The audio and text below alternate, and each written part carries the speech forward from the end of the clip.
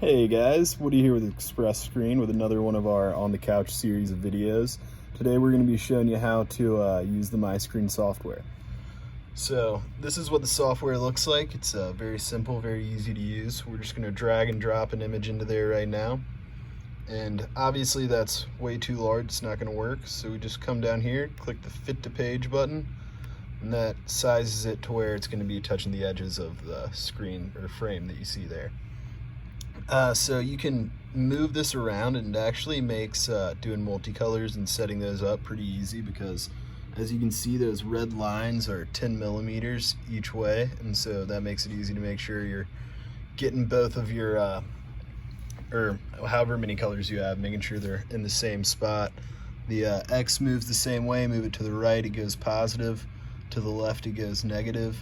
And then if you need to rotate your image, it makes that pretty easy as well. Just click these rotate buttons, and whichever way you want the top of the image to be, that's where it's gonna show up if hitting this rotate. So another way to find your image on here is just gonna be to click choose image file. That's gonna bring up your file finder and show you everything that you have here that you can use. This image right here that I'm gonna be using as an example, the software makes it pretty easy to adjust the slice level, which is gonna bring out some shadows in his face here. I'll move it down so you can see. So you can do a lot of different image processing and stuff with this as well to get it where it needs to go.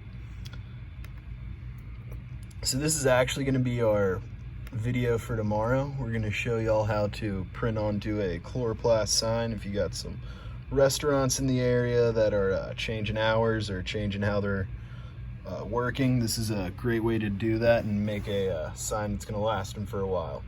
I hope you all enjoyed our video, and definitely join us tomorrow for another one.